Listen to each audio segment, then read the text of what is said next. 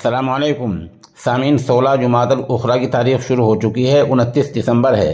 ख़बर का उन्वान है कातिल खातून को कत्ल करके उसके पास बैठकर हंसता रहा। मामला मगरबी उत्तर प्रदेश के ज़िला सहारनपुर का है। ख़बर थोड़ी तफसील से सुनिए। ज़िला सहारनपुर में कस्बा नंगल के सर्विस रोड के रहने वाले सोमपाल ने अपनी बीवी कौशल के कत्ल करने से पहले दोनों बेटों को कमरे में बंद कर दिया था। बेटे कमरे से एक रोशनदान से उस भयानक मंजर को बेबसी की हालत में देख रहे थे जब उनका वालिद अपनी अहलिया कौशल पर एक के बाद दीगरे पलकटी से बार बार हमले कर रहा था। वे दोनों कमरे से चिल्लाते रहे कि कोई है जो माँ को बचा ले, कोई है जो बचा ले। दोनों बच्चों से जब पुलिस ने जानकारी दी तो उन्होंने बताया कि न सिर्फ बाप ने कत्ल किया बल्कि बाद में लाश के पास बैठकर हंसता भी रहा। यहाँ तक कि ज़मीन पर पड़े कौशल के सिर के बाल भी खींचे।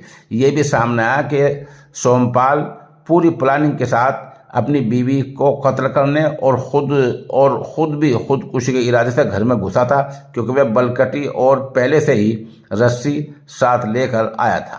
सोमपाल और कौशल के बेटे सागर और अनिकेत दर्जा 11 में पढ़ते हैं। वारदात की जानकारी देते हुए वे सहम जाते हैं और उनका रो रो कर बुरा हाल है। सागर और अनिकेत ने बताया कि रात 2 बजे वालिद ने पलकटी और रस्सी हाथ में ले रखी थी।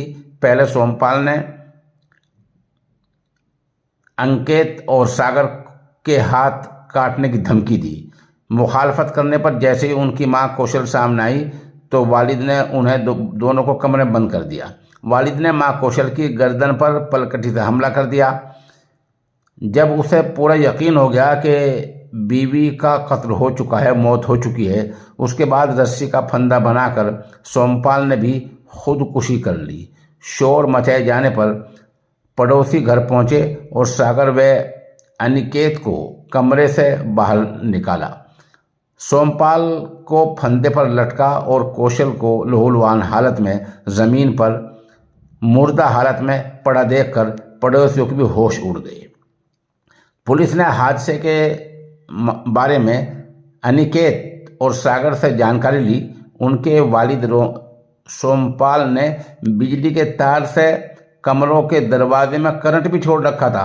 पड़ोसियों ने दरवाज़ा खोलने की कोशिश की थी तो उनको करंट लगा था। बहरहाल एक भयानक वारदात हुई है जहां पहले शोहर ने अपनी बीवी को बुरी तरह कत्ल किया, फिर हंसा, बाल खींचे और फिर खुद भी खुदकुशी कर ली।